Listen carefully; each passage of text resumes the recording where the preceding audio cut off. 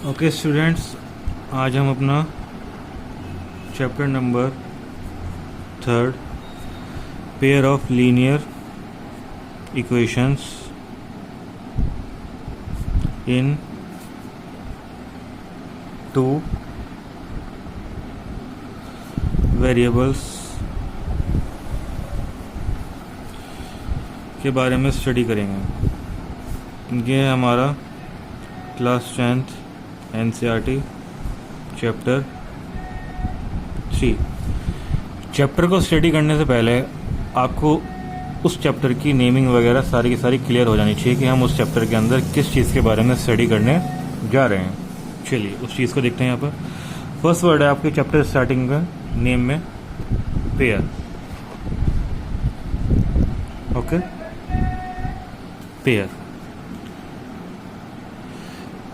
Pair का meaning हमारा, जैसे अब इंग्लिश में पढ़ा है हमने, पेयर कोई भी चीज़ें जो दो चीज़ें एक साथ ही अटैच रहती हैं उनको क्या वर्ड यूज़ कर सकते हैं? पेयर।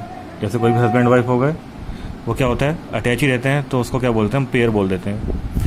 जैसे कि हमारा और एग्जांपल क्या हो सकता है इसका? सॉक्स का, pair of socks, pair of shoes, ठीक है, एटसेट्रा एटसेट्रा। ये किसका एग्जाम्पल हो गया? हमारा पेयर का। यानी कि कोई भी चीज़ है जिसमें वो दो चीज़ होंगी लेकिन हम उनको अलग अलग ना काउंट कर एक सिंगल चीज़ ही काउंट कर लेते हैं, उनको हम क्या बोलते हैं? पेयर्स। ठीक है। फिर हमारे पास क्या आएगा? Linear. Linear equation, main word हमारा पूरा का पूरा क्या रहेगा? Linear equations. अब लीनियर इक्वेशन का क्या मीनिंग होता है हमारा? लीनियर इक्वेशंस वो इक्वेशंस होती हैं जिनमें हमारी मैक्सिमम पावर क्या रहेगी? हमेशा 1। For example x + 3 = 0। इसमें हमारी मैक्सिमम पावर किसकी है? x की, 1। ठीक है। हमारी हाईएस्ट डिग्री कितनी रहेगी इसमें? हमेशा 1। अगर हम इनका ग्राफ ड्रॉ करते हैं तो हमेशा हमारा ग्राफ कैसा रहेगा? लीनियर। ये हमारा लीनियर ग्राफ का एग्जांपल है जिसमें हमारी हमेशा क्या बनेगी? एक स्ट्रेट लाइन ही बनेगी। नेक्स्ट वर्ड आता है हमारा वेरिएबल। वेरिएबल्स क्या होते हैं? कांस्टेंट क्या होते हैं? वेरिएबल्स की वैल्यूज़, जैसे कि इसका नेम बता रहा है मेरे को, ये क्या है? वेरिएबल है।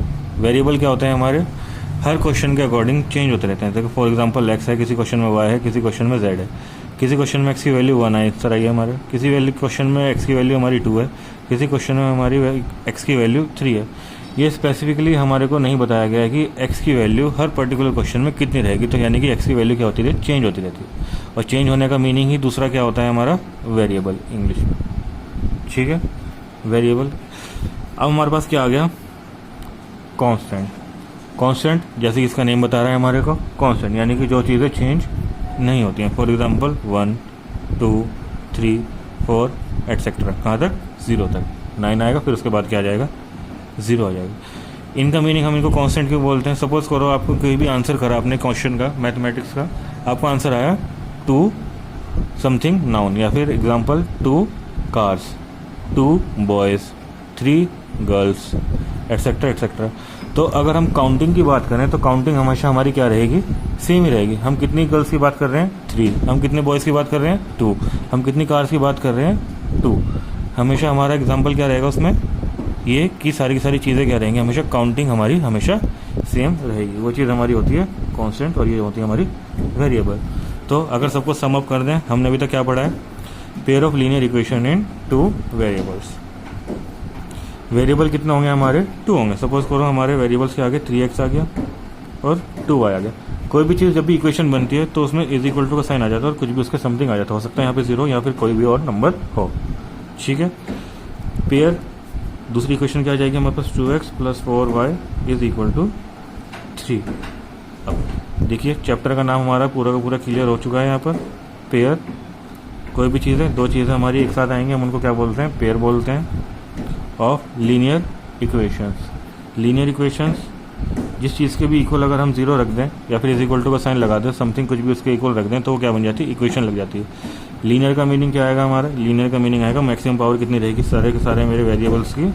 1 इन 2 वेरिएबल्स। कितने वेरिएबल प्रेजेंट है क्वेश्चन के अंदर? हमारे इक्वेशन के अंदर 1, 2, 1, 2। ये हो गया हमारे चैप्टर का मीनिंग कि हमने चैप्टर में किस चीज़ के बारे में स्टडी करनी है। हमने इन इक्वेशंस के बारे में ही इस चैप्टर के अंदर स्टडी करनी है। ओके स्टूडेंट्स, आपको ये चीज़ समझ में आई? ठीक है, अब हम चलते हैं थोड़ा सा आगे।